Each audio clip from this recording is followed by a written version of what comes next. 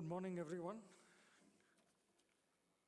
Mrs. Nandini Rangasamy, Mr. Ramurthy, President of Codicea,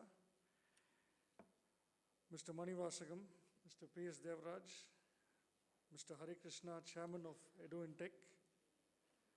At the outset, I would like to thank Codicea for taking this great initiative to bring about a trade fair which has to do with education in Coimbatore, which is the hub for education.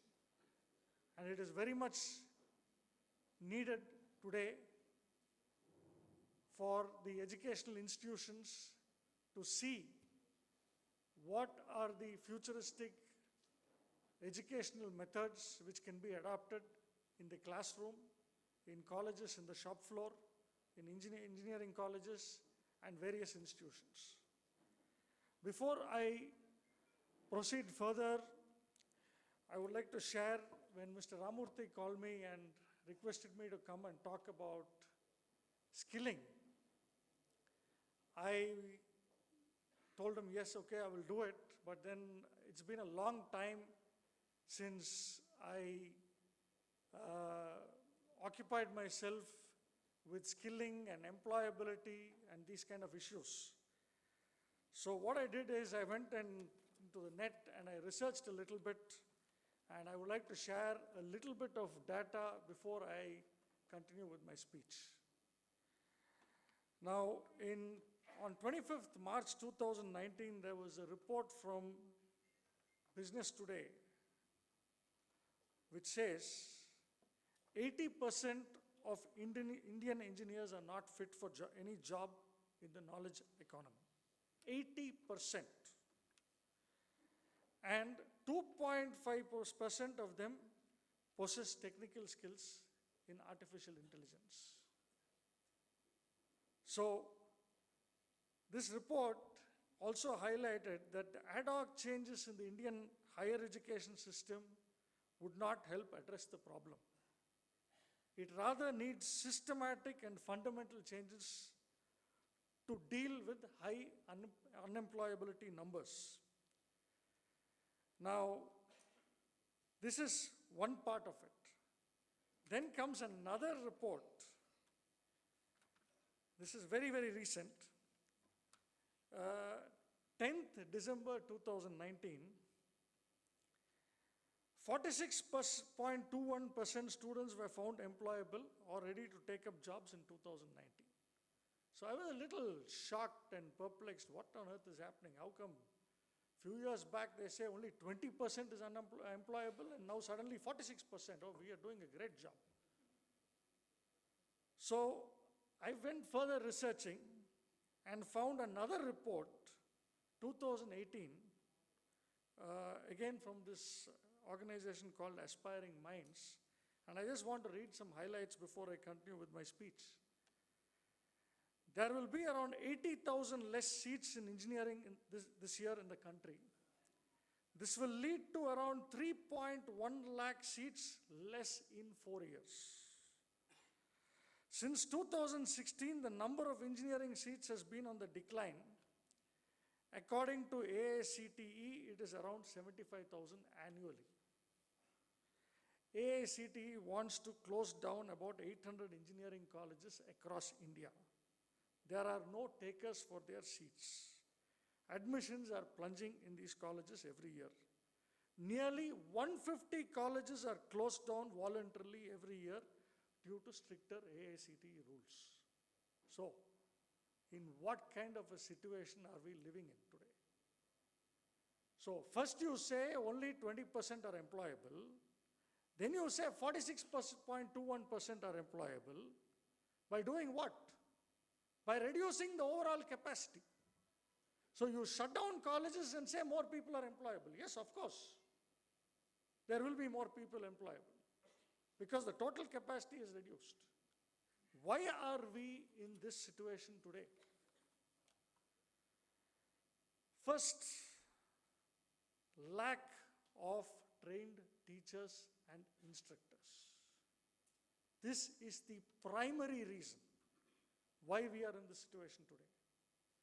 Next, we have got this in our hand. iPhones, smartphones, computers. The malls have beautiful cinema theaters. The malls have beautiful restaurants. Everything around the classroom has become attractive. Nothing inside the classroom has become attractive. So, for this, there is something called digital media, multimedia in education. Yes, it is very much a need of the hour to make the classroom more attractive. But I wish to tell you there are some schools I heard in Coimbatore who use, I'm talking now about schools, let's go to colleges next step, who use these multimedia gadgets, tell students to bring a laptop to the classroom and learn everything on the laptop. Here, ladies and gentlemen, not everything in India is bad. Huh? There are certain traditional systems of education should not be wiped out. When we learned in school, when I went to college, we were made to read and we were made to write. And I would like every one of you, there is a book called What the Internet is Doing to Our Brains by an American author called Nicholas Carr. Please read this book. What he says is, when you learn everything on digital media, you don't like something, click, go to the next site. You create impatience in the children. You don't like it, skip it. Now it's even boiled down to marriages. You don't like it, divorce. So that is what is happening in the educational arena. The multimedia and digital media, I request educational institutions to use it as a tool to make classroom interesting. Not to just give it to the children and tell them you learn it by yourself or type it in. What you key in, you will not keep it in your brain. What you write, you will keep it in your brain. What you do, you will keep it in your memory. After all, one thing everybody has to realize, every theory is a written expression of a practical finding. So, if the theory is not understood, it is because he has not understood it in practical reality. So,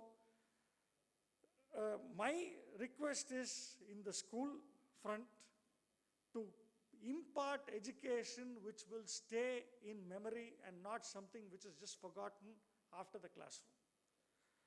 So, people talk of e-learning, digital learning, all this is good, but we need practical education too. We need to bring in vocational streams in the school front itself and then go to the colleges. Now, we talk about artificial intelligence. The president was talking about a lot of disruptive technologies coming in future, Industry 4. We are talking about robotization and factory automation. So some people think when you have all this coming, we don't need skilled manpower. You need even more skilled manpower. And here I wish to share something. Since I spent 6 years of my life in Germany, I would like to share a few experiences. You know, Germany as a country, many of you might know, was wiped out after World War. The first generation of engineers, I'm talking about engineers who went to colleges in Germany 1955 onwards. They could not go to a college after 1949. There was no college existing. Every college building was a ruin. It was destroyed in the war. So what did Germany do? they made these youngsters at those days first go and do an apprenticeship. After their apprenticeship, only then the college buildings were ready for them to go into a classroom and learn. So they had the practical part of it, knowledge, and then they went into the theoretical domain. So Germany as an economy thrived. In the 90s, Germany also got into a trap like the UK and the US. Everybody in Germany wanted to become a white collar, not a blue collar person. Everybody wanted to go and only sit in the office rooms and run the business. So the German standard of engineering and products started coming down. The government immediately realized it. What did the government do in Germany? They brought in a new program called a dual study program. That means somebody who's finished his 12th standard goes and applies for an apprenticeship job in a company and parallelly applies for a degree course in a college. So the first 1.5 years, he is in the company, but he's also part of the college degree. So he goes to the factory, goes to the professional school, learns everything practically. In between 3 months alone, he goes to college in that 1.5 years, finishes a vocational exam in 1.5 years, and then he is full-time in the college. So my thinking is, the easiest way is to shut down colleges in India. Instead of simply shutting down all the colleges in India, why can't we rethink? Why can't we reimagine? Why can't we innovate? And bring in dual study programs in the colleges? Why can't we bring in a mix of vocational education and theoretical education in the college? But here again, the first and foremost problem starts with teacher, instructor. So if we don't address that, we will not go forward. We have been talking about this lack of skilled manpower in colleges for the last, in the industry for the last 20 years. We will be talking about it for another 20 years. We will never find a solution. And we all have to remember, we are having 1 lakh youth coming into the job market every month, which means we as a country need to create 1.2 million jobs every year. And if we want to create 1.2 million jobs, can everybody go work in an IT company? Can everybody go to a medical college and become a doctor? Of course, in the coming years, the biggest demand is going to be the medical profession because we are going to have an aging population. It is going to be the biggest demand. But not everybody can be only in the office rooms. We need skilled manpower in the factories too. And we all talk about China. You know, Chinese products are junk, this, that, all kinds of things. If everybody were to talk about Indian products being junk, do you think we can export? No, we cannot. So I ventured out. I made 2 trips to China. I visited a few factories. And I want to see what a Chinese product can do. So in 2 of our companies, we bought Chinese machinery. I can tell you, it is as good as Japanese machinery. So let's not live in this world, Chinese, forget it. You cannot generalize any country. You cannot make general statements about anybody. Everything has its positives and negatives. We need to see what we can take as positive and implement it in our ecosystem. So my request is that the industry interact more with the colleges, and the colleges should rethink itself to bring in skill development in the colleges and think of dual courses, skilling come degree. Otherwise, we will not go forward. And we as a country have huge trade deficits. It's just not because of oil imports and because of gold imports, because women buy a lot of jewelry. That is not the case. We as a country need to export more, and if you want to export more, the manufacturing industry will be, IT has already hit its peak. The next level is the manufacturing industry. We have to become more productive, we have to become more competitive, and quality is a given, and we have to become more innovative.